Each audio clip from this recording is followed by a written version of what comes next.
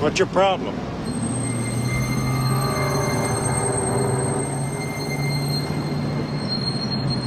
I said, what's your problem?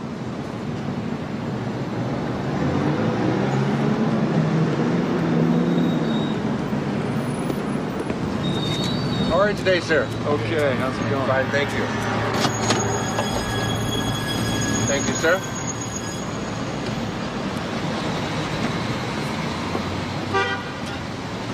Here you are, sir. Thank you.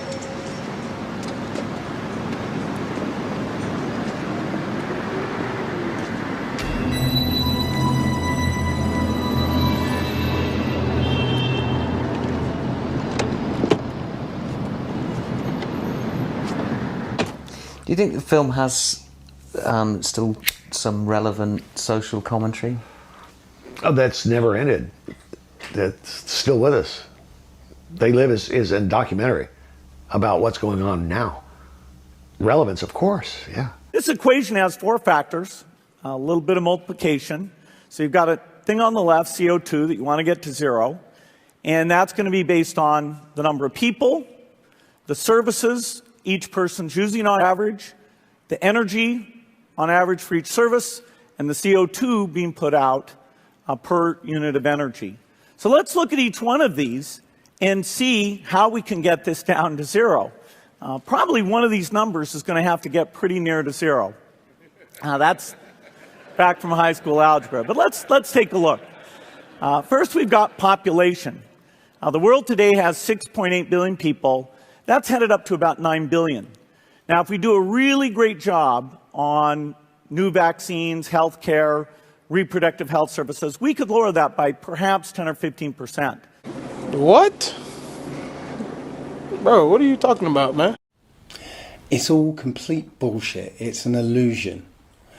Looking at the flat earth has shown me that paying off the media, academics, historians and scientists to regurgitate the same lies over and over can convince the population to believe whatever they want. The sharing of biased and false news has become all too common on social media. More alarming, some media outlets publish these same fake stories without checking facts first. The sharing of biased and false news has become all too common on social media. More alarming, some media outlets publish these stories simply aren't true without checking facts first. Unfortunately, some members of the media use their platforms to push their own personal bias and agenda to control exactly what people think, and this is extremely dangerous to our democracy. This is extremely dangerous to our democracy. This is extremely dangerous to our democracy. This is extremely dangerous to our democracy. This is extremely dangerous to our democracy. This is extremely dangerous to our democracy. This is extremely dangerous to our democracy. This is extremely dangerous to our democracy. This is extremely dangerous to our democracy. This is extremely dangerous to our democracy. This is extremely dangerous to our democracy. This is extremely dangerous to our democracy. This is extremely dangerous to our democracy. This is extremely dangerous to our democracy. This is extremely dangerous to our democracy. This is extremely dangerous. Some of the values that I grew up with had been pushed aside, so I decided to scream out in the middle of the night and make a statement about that. And They Live is partially a political statement. It's partially a tract on the world that we live in today. And as a matter of fact, right now, it's even more true than it was then. We are manipulated by a lot of media around us. We are consumed by consumerism. And as you can see in the recent events in this... So the rich have to figure out a way to convince the poor to go fight for them. But that's a hard thing. That's like a hard sell, right? Like, how the hell, why would you do that? Why would you go fight to protect my property rights when you don't own anything? The only way you would do it is if that rich person comes to you and says, hey, listen, you gotta go fight. because we got to maintain our way of life, because if these people get free, they're going to take your jobs. No, fool, they already got your job. That's how it works, right? Because if I'm white and I got to charge you $1 a day to work on the farm, but you can get a black person to do it for nothing because you own them, guess who got the job? Free got the job, right? So in a sense, poor white folks would have been better off joining with black folks to overthrow the slave system. That would have raised the wage floor of all working people. But they got tricked by rich white men telling them that their enemies were. Thousands of years ago, an alien species known as the Nephilim invaded and integrated themselves into humanity. Yet they never forgot their hatred of humans and of creation itself. The ultimate aim of the Nephilim is to exterminate the race of man from the face of the earth. However, this enemy is relatively few in number, so in order to defeat a much larger foe, their weapons had to be more psychological than physical. Their economic weapons cram us together in their towns and cities so that they can point at us and say, look how overpopulated you are. We're going to have to kill you to save you. But there aren't 8 million people here, or 8 billion people here. There's barely 1 billion. And the population increase, the overpopulation, isn't the problem. It's the opposite. We've been in a terrifying population collapse for generations. The official numbers for world population released by the United Nations, as of now, have just surpassed 8 billion people living on Earth. In 1800, there were only 900 million members of the human family spread across the world, raising to 1.65 billion in 1900, and skyrocketing to nearly 7 billion in the year 2000. Now, in 2023, we have allegedly just passed the 8 billion mark. Given past failures and the many lies spewed by the UN during recent world events, however, it is fair and justified to remain skeptical of such statistics and to do some independent investigation before blindly believing. By collecting official statistics and doing your own math, it is difficult to find a way for these numbers to add up. For example, India supposedly has a countrywide population of well over 1.4 billion citizens. But when practical calculations are made using the UN's own numbers, how they could possibly conclude such a high figure is clear as mud. Taking their official figures of populations from the largest 300 cities in India, from 12.4 million in the biggest city Mumbai to just over 100,000 in the 300th placed city of Aurangabad, and adding them all together, that barely accounts for 200 million of this supposed 1.4 billion.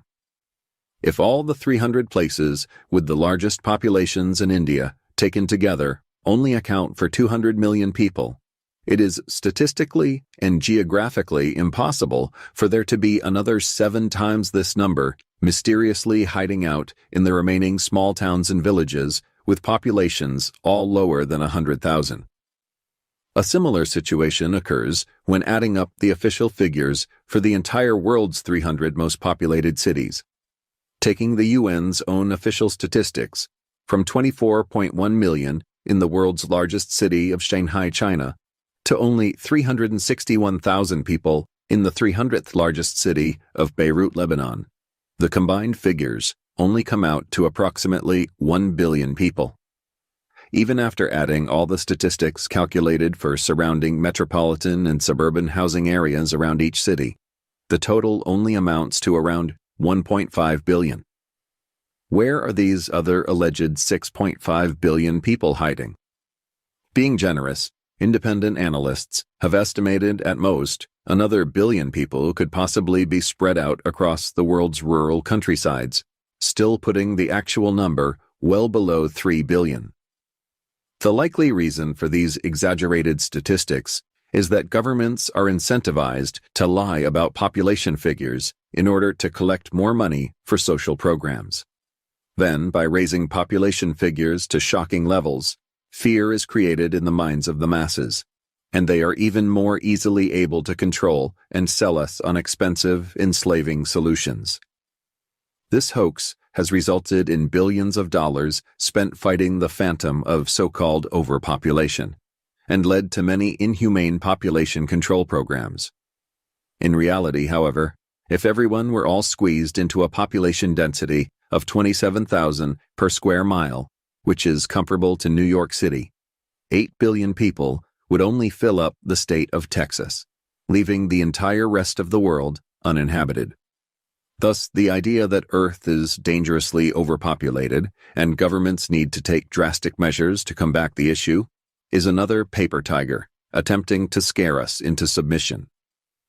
Overpopulation concerns led China to enact a brutal one-child policy. Forced sterilization is a method of population control in some countries. Nearly 250,000 Peruvian women were sterilized. Our government, through the UN Population Fund, is involved in population moderation programs around the world, including in India, Bangladesh, Pakistan, Nigeria, Mexico, Indonesia, Brazil, the Philippines, Thailand, Egypt, Turkey, Ethiopia, and Colombia. The greatest threat to mankind's prosperity is government, not population growth.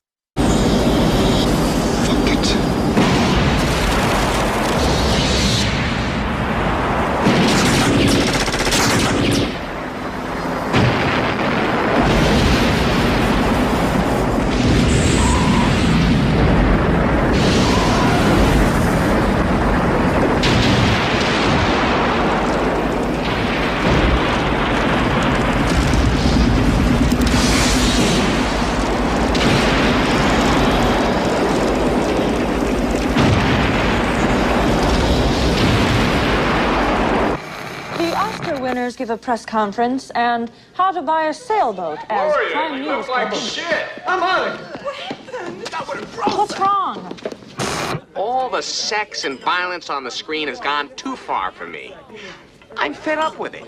Filmmakers like George Romero and John Carpenter have to show some restraint. And I think the way you laid it out today, it's a compelling argument. And I know a lot of people don't want to hear that. And they're up in their little, they got their blue panties in a bunch right now, but you got to stop thinking that way. They tricked you into thinking you're in a tribe.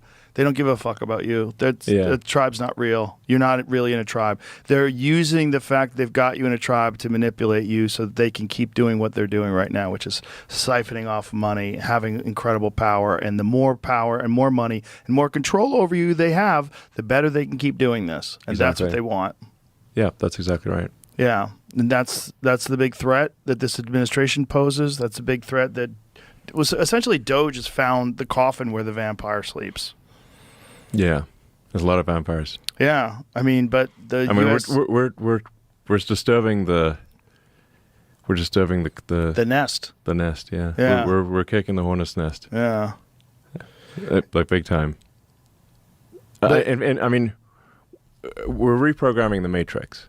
Like success was never one of the possible outcomes. There's a Kobayashi Maru situation. If you're in the matrix, success was never possible. The only way to achieve success is to reprogram the matrix such that success is one of the possible outcomes. That's what we're doing. Yeah. We may or may not succeed. Well, it's certainly a lot of fun to watch.